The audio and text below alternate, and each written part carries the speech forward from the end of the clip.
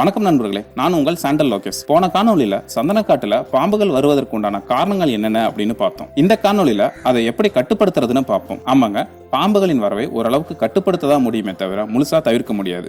நம்ம சந்தனக்காட்டுல நான் அதிகமா பார்த்திருக்கிற பாம்பு பச்சை பாம்பு, கொம்பேரி மூக்கன், சாரப்பாம்பு தான். எப்பவாவது நல்ல பாம்பும் கோதுமை நாகனும் கண்ணில் படும். அப்பப்ப எல்லா பாம்போட சட்டையும் தோட்டத்துல கிடக்கும். முதல்ல நம்ம தோட்டத்துக்கு பாம்பு வரவை கட்டுப்படுத்தணும் அப்படின்னா அதனோட உணவு ஆதாரத்தை குறைக்கணும். அதனால தவளை, எலிகள் போன்றவற்றை கட்டுப்படுத்துவது ரொம்ப முக்கியம். நீர்ப்பாசனம் குறைவான பகுதியில் தவளையின் இனப்பெருக்கமும் குறைவா இருக்கும். பொதுவாகவே சந்தனத்துக்கு தண்ணி தேங்குறது ஆகாது.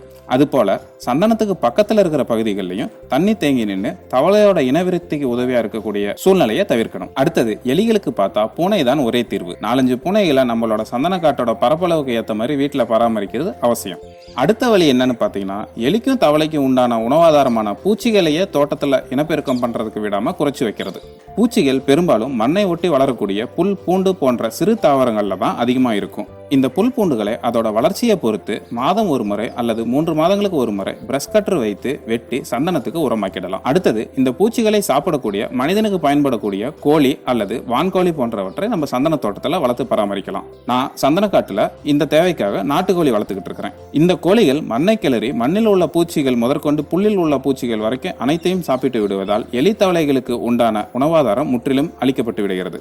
சில சமயங்கள்ல சிறு பாம்புகளை கூட இந்த கோழிகள் சாப்பிட்டுடும். ஆனா கோழிகள் எல்லாம் பிரே பேர்ட்ஸ் அப்படின்னு ஆங்கிலத்தில் சொல்லுவாங்க.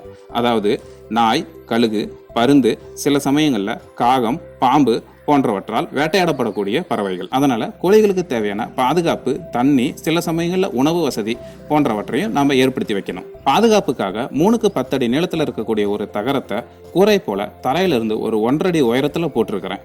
அந்த தகரத்துக்கு கீழே வெயிலின் தாக்கத்தை குறைக்கிறதுக்கு அதுக்கு மேலையும் பக்கவாட்டிலையும் தென்னை மற்றும் பனை ஓலைகளை போட்டு வச்சிருக்கிறேன். கூடவே தண்ணி மற்றும் தானிய உணவு வசதியை ஏற்படுத்தி வச்சிருக்கிறேன். இது பெரும்பாலும் கழுகு, பருந்து மற்றும் வெயில்ல இருந்து ஒரு பாதுகாப்பை ஏற்படுத்தி கொடுத்துடும். இரவு நேரத்துல கோழிகள் தானே கொட்டகைக்கு வந்துடுற மாதிரி பழக்கி வச்சிருக்கிறோம். ஒரு தாய்க்கோழிக்கு ஒரு தகர அமைப்பு, அதை சுத்தி 50க்கு 50 அடி நீளத்துல 2500 சதுர அடி நிலத்தை மேய்ச்சலுக்காக ஒதுக்கி இருக்கிறோம்.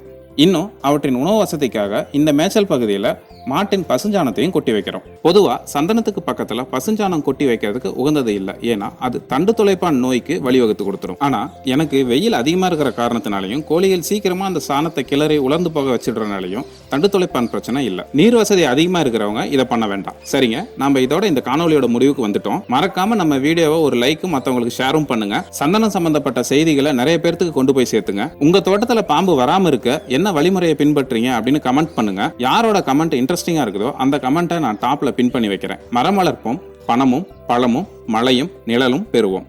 நன்றி, வணக்கம்.